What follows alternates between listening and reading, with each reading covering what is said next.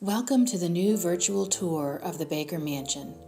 In this film, we explore the history of the Baker family and their beautiful home on the hill, a true jewel in Blair County's rich history of yesterday and vibrant living today. The Baker Mansion was designed and built for Elias Baker and his family from 1845 to 1849. It is located at the top of the hill overlooking the current-day intersection of Baker and Mansion Boulevards.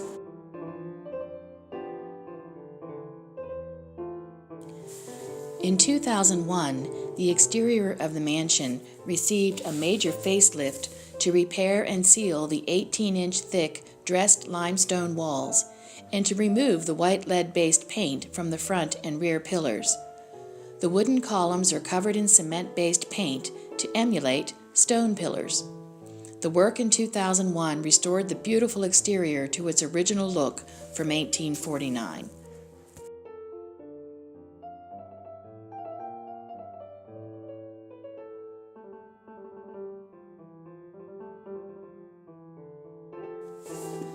The lovely exterior gardens are designed, planted, and maintained by the Blair County Garden Club.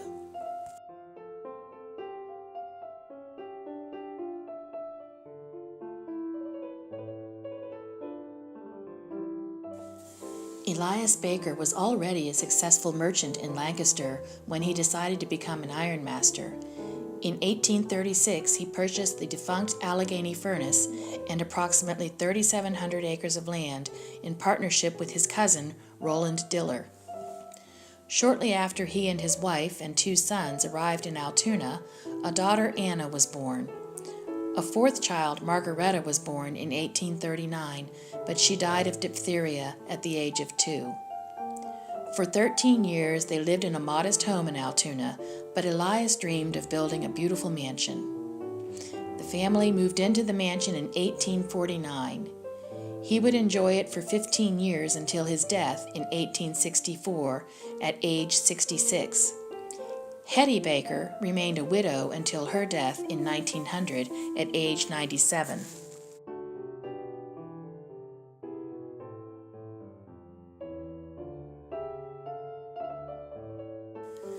When the family moved into the mansion, David Woods Baker was 26. He moved to Philadelphia just 2 years later and married Sarah Tuttle. They had one daughter, Louisa, born in 1852. However, Woods was tragically killed in a steamboat accident just 2 weeks after his daughter was born. Woods was only 29 when he died, and Louisa would be the only grandchild for Elias and Hetty Baker. Sylvester was 24 when he moved into the mansion.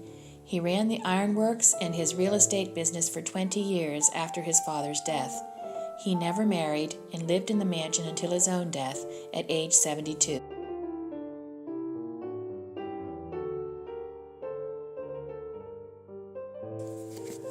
Anna was 13 when they moved into the completed mansion. Anna never married and lived with her elder brother and mother in the mansion until she died. Anna lived a very quiet life, caring for her aging mother. Her hobbies included playing piano, riding, painting, and needlework. Her piano is on display in the single parlor. Her tiny English riding saddle and an original painting are on display in Anna's bedroom.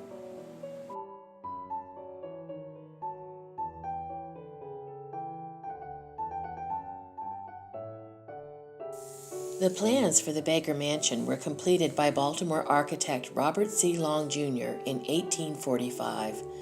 Designed in the Greek Revival style, it sports 6 Ionic-style columns in the front and 6 plain columns in the back. The limestone walls are 18 inches thick, stretching 50 feet across the front by 75 feet deep.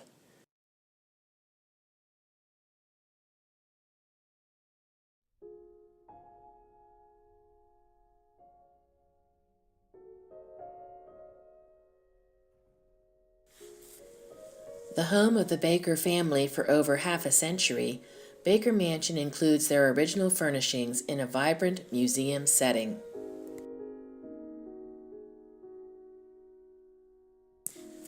Welcome to the baker's home.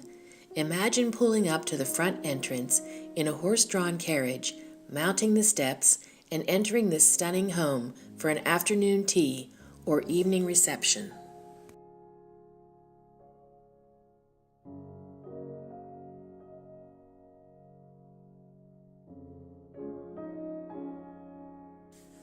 With its high ceiling and dental crown molding, ornate cornice pieces, and inlaid parquet floors, the grand entry hall sweeps the full length of the mansion, from front to back.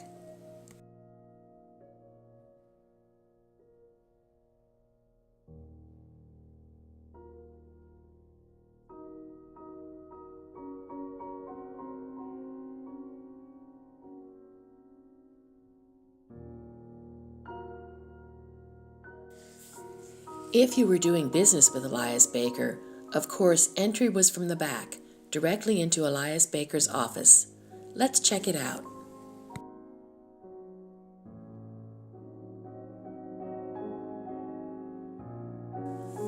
Bookshelves line two walls of the office, including one atop Elias Baker's original metal safe.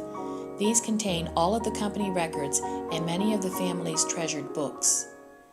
The chair and desk are original and were used by Elias and his son Sylvester.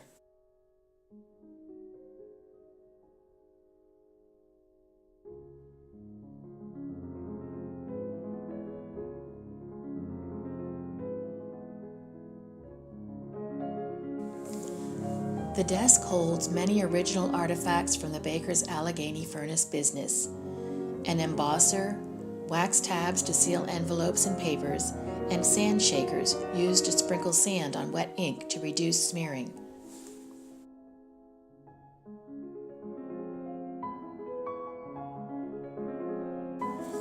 If the Baker Mansion is the jewel of Blair County, the double parlor is the jewel of the Baker Mansion. This fully restored room contains the original Baroque-style carved furniture imported from Belgium. The double parlor is called that because each side of the room is an exact mirror of the other.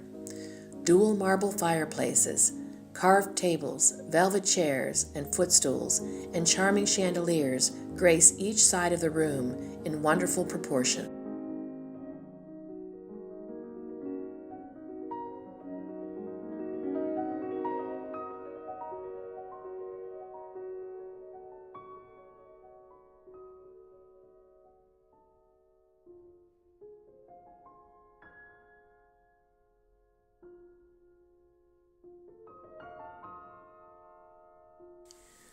Matching carved cherubs hold back the gorgeous curtain.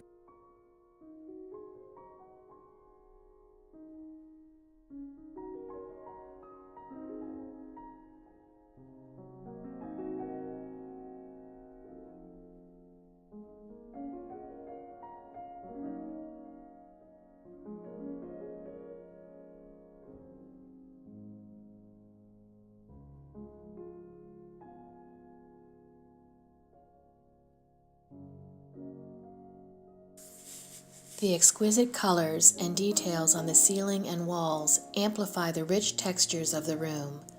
The faux marble pillars are merely plaster painted to imitate marble.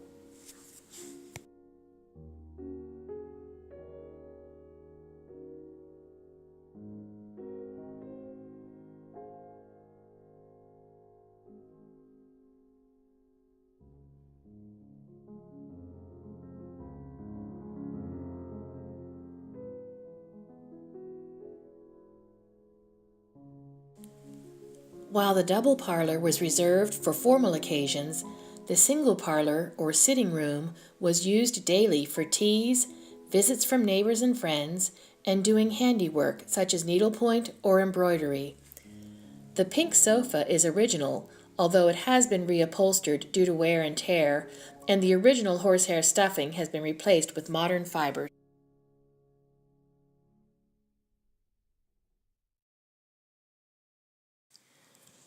A pair of chairs are from the Logan House Hotel lobby, the grandest hotel in Altoona in 1854.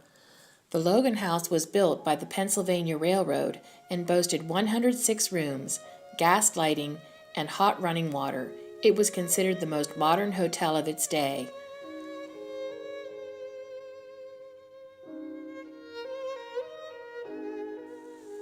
The space above the marble fireplace has been updated to hold a digital monitor which can display modern media while maintaining the original charm of the room.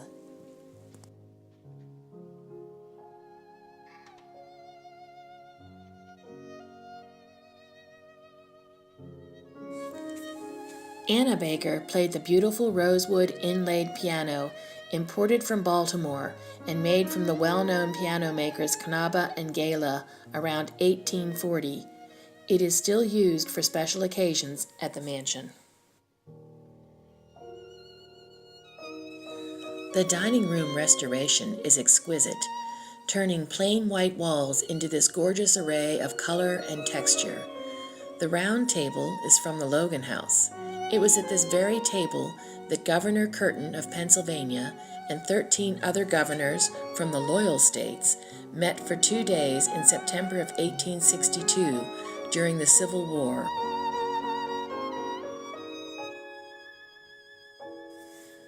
None of the china on display in the Baker Mansion belonged to the Baker family. However, many sets of beautiful period china have been donated.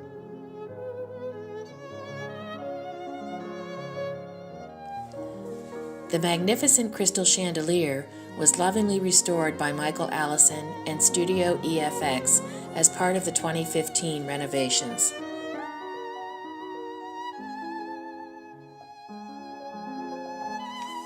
The dining room holds several secrets. Built into the left wall behind this fireplace was a tiny cabinet. When food needed to be kept warm, it could be stored on these warming shelves. The heat absorbed from the fireplace kept the dishes at a perfect serving temperature. On the wall to the right of the buffet is a small opening. Affluent homes in the 19th century sported these speaking tubes or voice pipes as an early version of an intercom system. This tube connected to the basement level kitchen. Look for more of these speaking tubes in other rooms of the Baker Mansion. The lovely dark wood of the buffet on the left was repeated on the cabinet on the right. But this cabinet held a secret. It was a dumb waiter which served to bring meals up from the basement.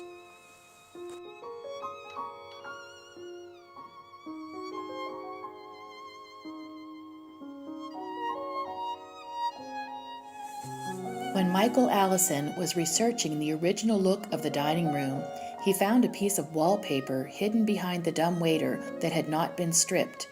This wallpaper was the inspiration for the columns painted around the walls. The wood grain appearance on these plaster walls is achieved entirely with paint.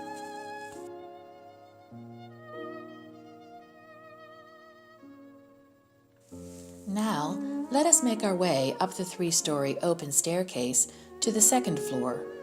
At the top of the landing, on the left, is the bathroom. On the right is the bellroom, formerly a dressing room. And directly ahead is the main hallway leading to the remaining bedrooms, now being used as exhibit rooms.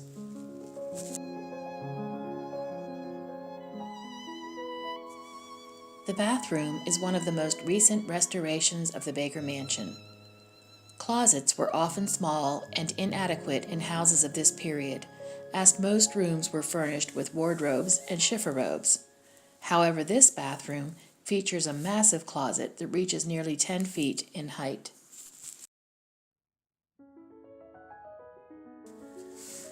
The bathroom is rich in textured layers from wood trim wainscoting and lace curtains to a wood-encased copper tub. The blue and white stencil pattern on the walls emulates porcelain tile and features common designs of the period.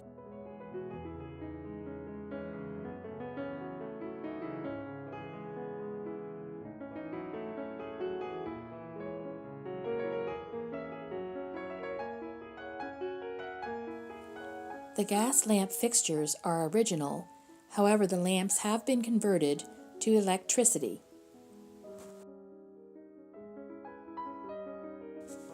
This display case features toiletries and medicines typically found in an 1850s home.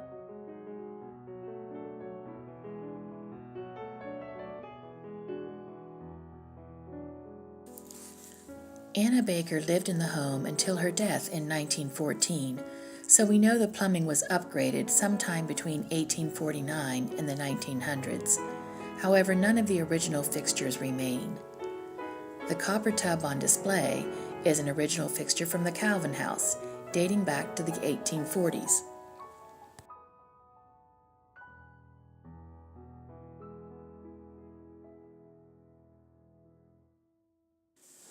The Bellroom exhibit tells the Bell family story and explores the founding of Bellwood. Edward Bell's iron, distillery, and grist mill businesses thrived from 1810 to 1830. He hauled goods from Pittsburgh and Baltimore into the Logan Valley area. Building the Bell Mansion in present-day Bellwood in 1822, Bell eventually gained nearly 4,000 acres in property. This exhibit in the newly refurbished Bellroom features prized relics of the Bell family. One of the most unique items is the walking stick shown in the portrait of Edward Bell. The stick served a dual purpose, as it housed a sharp rapier in its innocent-looking casing.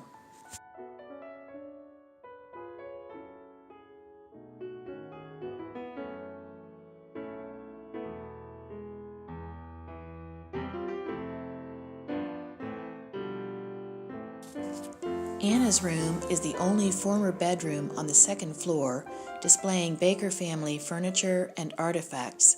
The other rooms are now used for rotating historical exhibits. Anna's bedroom features the original chairs, dresser, and bed used by her. A fire would have been lit each morning before she woke, and warming pans would have been placed in the bed between the sheets each night to ensure her comfort. Her mother's sewing box and wheelchair are also on display in this room, as well as many other artifacts.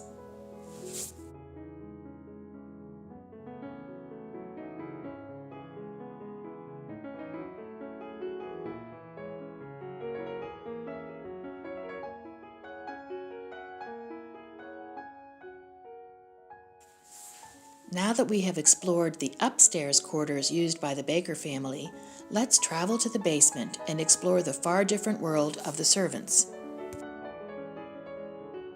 The basement was the center of activity for the Bakers' servants. It is likely they had 2 to 4 servants, including a cook, housekeeper or maid, and a man to perform the duties of coachman, groomsman, and groundskeeper.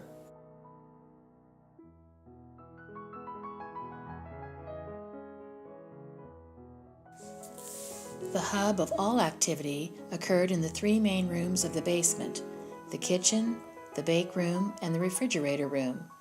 The kitchen is an eclectic mix of both modern and primitive appliances and devices. Notice the telephone on the back wall on the right. The servants would have taken their meal around this table, but it was also used for food prep between meals. Situated directly below the dining room, this plain green cupboard in the kitchen houses the modern dumbwaiter that is so beautifully disguised upstairs. Oddly, there is no stove in the kitchen for cooking or baking. All cooking was done over the open flames in this huge fireplace. The iron arm swung in and out on a hinge to hang kettles, pots, and saucepans. You could simulate a cooktop using various flat plates. Imagine frying eggs in this manner. In 1863, the Bakers bought one of the first refrigerators, the Arctic refrigerator. The top opened to insert blocks of ice. Food was then stored below.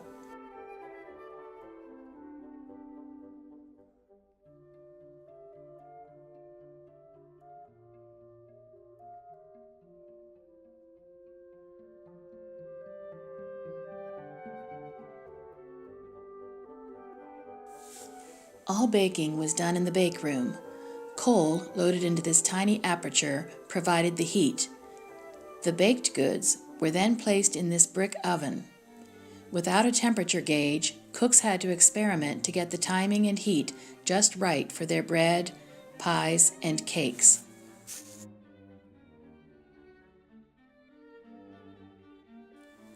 Prior to 1863, the refrigeration room was used for cold storage. It is an astonishing bit of engineering.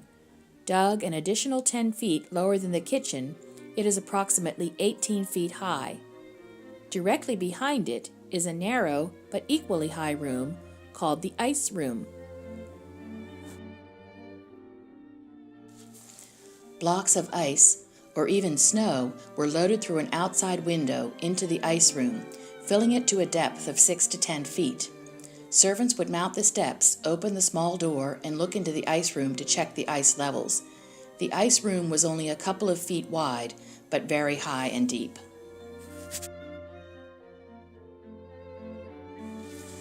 As the ice melted, freezing water came out the pipes, leading to a trough in the refrigeration room. Jars of butter, jugs of cream, and milk, and any perishables could be placed in this trough of ice-cold water and maintain their freshness.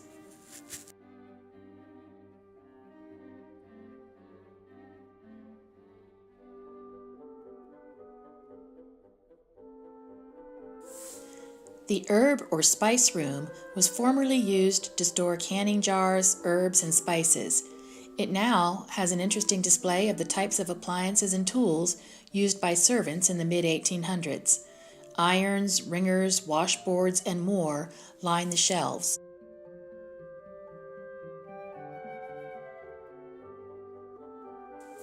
While many servants still used a washboard and tub for doing laundry in the 1800s, the baker's servants had a manually operated rocker washer. The rocking motion shifted boards inside the washer, imitating an agitator in today's automatic washers. You have now completed your virtual tour of the home's Baroque-style interior and Greek Revival-style exterior.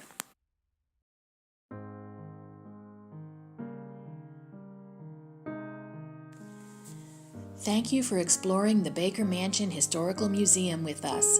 Come back soon to see our new and exciting exhibits and join us for our many special events. Throughout the year, the Baker Mansion hosts lively special events. Highlights of the 2016 season included a Flag Day, a Roaring Twenties Gala, and several war reenactments. Annual events coming up for 2017 include summer concerts on the lawn, Victorian holiday tours, spooky Halloween ghost story tours, a children's Easter egg hunt, and our popular lecture series at 7 p.m. every fourth Wednesday.